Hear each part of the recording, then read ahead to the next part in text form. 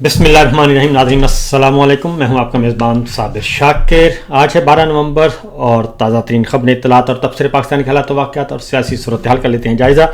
پہلی خبر، ایک طرف تو غیر آئینی ترمیم کی منظوری کا عمل جاری ہے، لیکن دوسری طرف ایک اور بہت بڑی خبر ہے اور وہ ہے خیبر پختونخوا میں سہیل آفریدی، وزیر اعلیٰ خیبر پختونخوا اور پاکستان تحریک انصاف کی لیڈرشپ وہاں کی، انہوں نے ایک قدم اٹھایا اور خیبر پختونخوا میں قیام امن کے لیے ایک قومی جرگہ بلایا.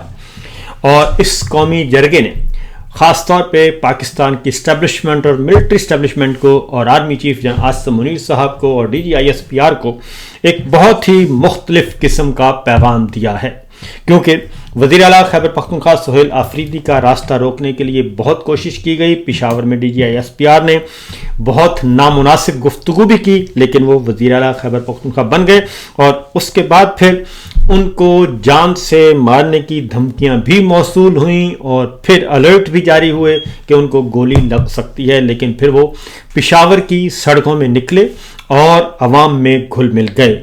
یہ سب کچھ کیا اور بالآخر انہوں نے خیبر پختونخوا میں، جو کہ ایک کھیل کھیلا جا رہا ہے کہ جی فوجی آپریشن ناگزیر ہے، اس فوجی آپریشن میں اور خاص طور پہ افغانستان سے جو ایک لڑائی کا خطرہ ہے، اس لڑائی کو ٹالنے میں آج بہت اہم کردار ادا کیا. ایک قومی جرگہ بلایا گیا اور اس قومی جرگے میں پاکستان پیپلز پارٹی، مسلم لیگ نواز، آفتاب احمد خان شیرپور صاحب، عوامی نیشنل پارٹی، جمعیت علماء اسلام، جماعت اسلامی، محسن داوڑ صاحب اور بے شمار جتنے بھی لوگ تھے، رہنما تھے، اس میں شریک ہوئے. صحافی شریک ہوئے اور یہاں سے ایک مؤثر آواز جو ہے وہ آج گئی ہے. اس میں مختلف قسم کے انکشافات بھی ہوئے، کیونکہ قومی جرگے میں جو ایک نیشنل جرگہ اور قیام امن کے لیے ہے اور جو کام کوئی بھی نہ کر سکا وہ آج اس جرگے نے کیا ہے، اور اس کا کریڈٹ جو ہے وہ پاکستان تحریک انصاف کے صوبائی صدر جنید اکبر صاحب، وزیر اعلیٰ خیبر پختونخوا اور اسپیکر بابر سلیم سواتی کو بھی جاتا ہے، اور پھر خاص طور پہ تمام پولیٹیکل لیڈرشپ، تمام سیاسی جماعتوں کے رہنماؤں کو جنہوں نے اس میں شرکت کی، ان کو بھی اس کا کریڈٹ جاتا ہے کہ ایک بڑے مقصد کے لیے انہوں نے اپنے سیاسی اختلافات کو ایک سائڈ پہ رکھا اور آج وہ اس جرگے میں شریک ہوئے.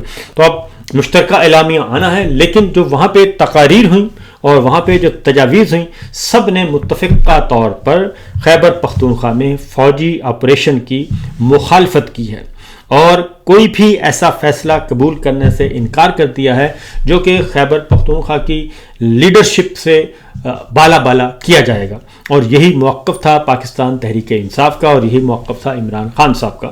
تو سب سے پہلے تو جنید اکبر صاحب نے ایک بہت ہی زبردست بات کی ہے.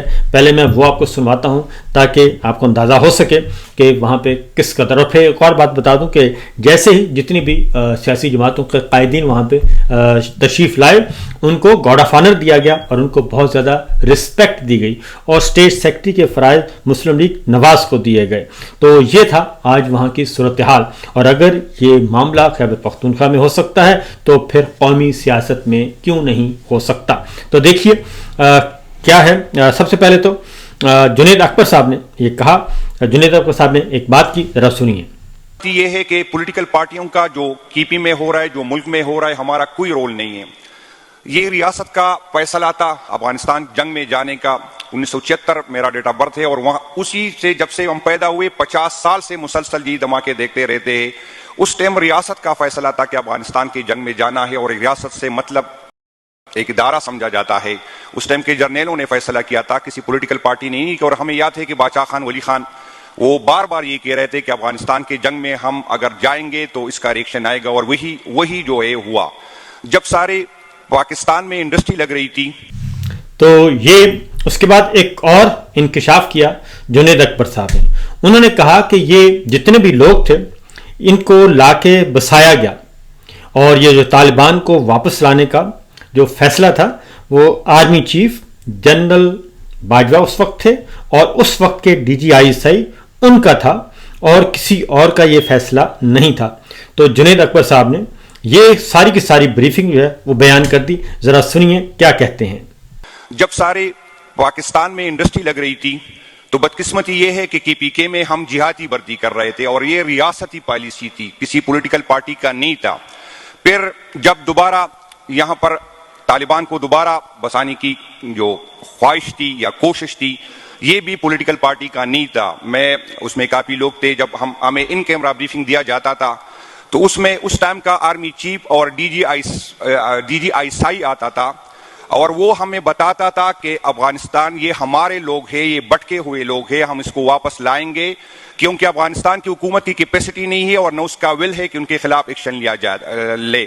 اور ہمیں بتایا جاتا تھا کہ اس کی فیملی کو ہم ریہیبلیٹیٹ کریں گے, اس کو جاب دیں گے. تمام پولیٹیکل پارٹیوں کے اس پہ اعتراضات تھے. بے شک پاکستان تحریک انصاف کی حکومت تھی, لیکن آرمی چیف اور ڈی جی آئی سائی جو ہوتا ہے وہ وزیر اعظم کا سیکیورٹی ایڈوائزر ہوتا ہے. وہ جو بتاتا ہے, جو کہتا ہے, یہ وزیر اعظم نے ماننی ہوتی ہے. اس کے بعد ہماری حکومت گر گئی. میں کسی پہ الزام نہیں لگاتا, مجھے پتا ہے کہ جو آنے والی حکومت تھی اس کا اس میں کوئی رول نہیں تھا. میں آپ کو یہ بتا دوں کہ جب یہاں سے لوگ بھیجے جا رہے تھے تو کسی پولیٹیکل پارٹی نے نہیں بھیجے. تو یہ انہوں نے انکشاف کیا. انہوں نے کہا جی کہ یہ ساری کی ساری پالیسی جو تھی یہ اس وقت کی فوجی قیادت آرمی چیف اور D G I S I کی تھی. تو یہ وہاں کا ماحول تھا جو کہ ہمیں نظر آیا. اور اب اس کے بعد باقاعدہ طور پہ اس میں ایک آئے گا. جناب سہیل آفریدی صاحب نے کیا کہا, ذرا وہ بھی سن لیجئے. خواہ کے ساتھ کھڑا ہونا ہے. آپ نے جو ہے خیبر پختونخوا کا مقدمہ لڑنا ہے. میں یہ بھی چاہتا ہوں کہ ہمارے جو پاک افغان مذاکرات تھے, ہم سب نے, خیبر پختونخوا کی تمام جماعتوں نے اس کو خوش آئند قرار دیا تھا. پاک افغان تعلقات کے اثرات ڈائریکٹلی خیبر پختونخوا پہ ہوتے ہیں. ہم یہ چاہتے ہیں کہ خیبر پختونخوا کے لوگوں کا اور افغانستان کے لوگوں کا ہمارا دین, ہمارا اللہ, ہمارا نبی, ہماری زبان, ہماری کلچر, ہماری ٹریڈیشنز, ہماری ویلیوز, ہماری نارمز, ہماری سب یہ چیزیں مشترکہ ہیں.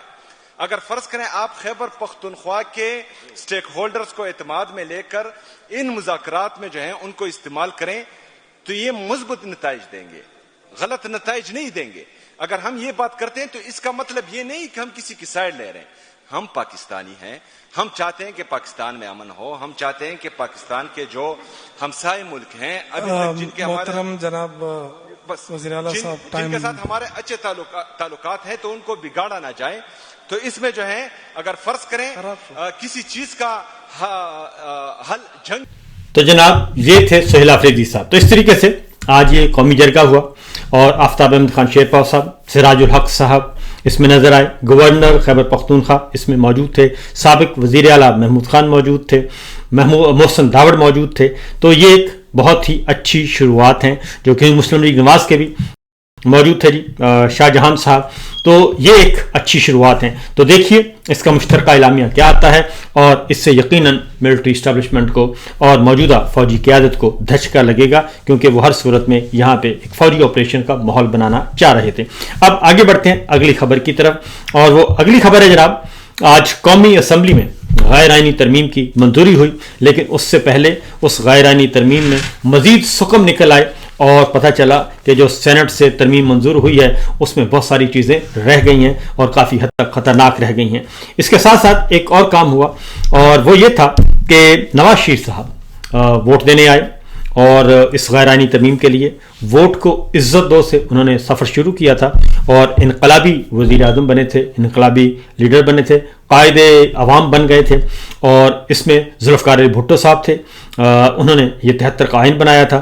تو ذوالفقار علی بھٹو صاحب کے تو نواسے نے, بلاول بھٹو نے آج اس آئین کا قتل کیا اور اس کو تہ تیغ کیا. اور دوسری جانب نواز شریف صاحب نے خود گورنر جنرل غلام جیلانی سے جو اپنی سیاست کا آغاز کیا تھا جنرل جیلانی کی گود سے, اور جنرل جیلانی کی سیاسی گود سے لے کر آج انہوں نے اپنی سیاست کی تدفین کی ہے جنرل عاصم منیر صاحب کی گود میں.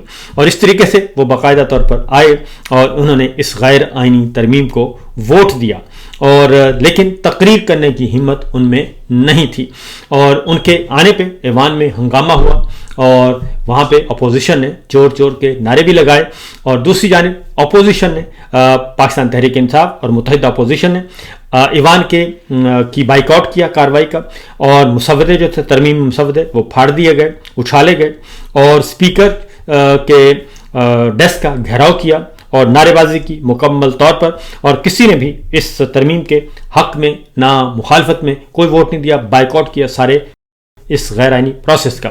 مولانا فضل الرحمان صاحب کے 4 لوگوں نے ان کے حق میں ان کی مخالفت میں ووٹ دیا۔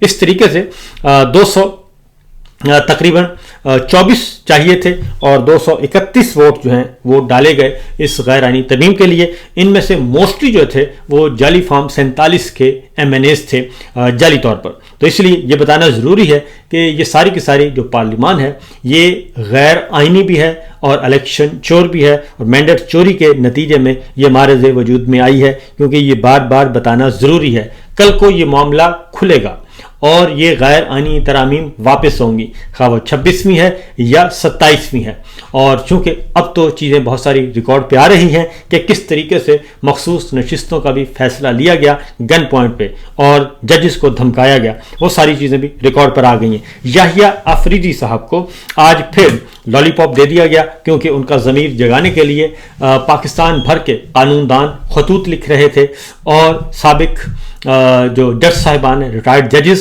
خطوط لکھ رہے تھے، سپریم کورٹ بار ایسوسیشنز کے جو سابقہ قائدین ہیں 4 صوبوں سے وہ خطوط لکھ رہے تھے، جسٹس منصور علی شاہ صاحب نے خطوط لکھے، اور جسٹس عاطر ملا صاحب کا خط آ گیا۔ تو یحییٰ آفریدی صاحب کے ضمیر کو جھنجھوڑنے کی کوشش کی جا رہی تھی، لیکن آج باقاعدہ طور پہ اعلان کیا گیا کہ ان کے لفظ کے ان کے عہدے کے ساتھ چیف جسٹس آف پاکستان وہ برقرار رہیں گے۔ اس طریقے سے ان کو لالی پاپ دے دیا گیا، ان کو یقین دہانی کروا دی گئی کہ ان کا عہدہ جو ہے وہ برقرار رہے گا اور وہ سلامت رہیں گے، اور وہ اسی طریقے سے حکومت کی خدمت کرتے رہیں گے۔ تو یہ ایک بندر بانٹ ہے، یہ سلسلہ شروع ہوا۔ خورشید شاہ صاحب جو ہے ان کو ویل چیئر پہ لایا گیا، اور وہ ویل چیئر پہ آئے اور انہوں نے وہاں پہ آ کے اپنا ووٹ کاسٹ کیا۔ اس طریقے سے اب یہ بل جو ہے ایک بار پھر واپس جانا ہے، اور اس میں ایک اور امینڈمنٹ ہونی ہے، اور اس امینڈمنٹ کے بعد پھر یہ واپس قومی اسمبلی میں آئے گا، اور اس کے بعد پھر اس کو دیکھا جائے گا۔ تو یہ ہے صورتحال، یہ سچویشن، اور آرٹیکل 6 کی واپسی ہو گئی ہے اس غیر آئینی ترمیم میں، کیونکہ نکالنے کی کوشش کی جا رہی تھی لیکن اس کی واپسی ہو گئی ہے۔ فی الوقت اتنا ہی، اجازت دیجیے، اللہ حافظ۔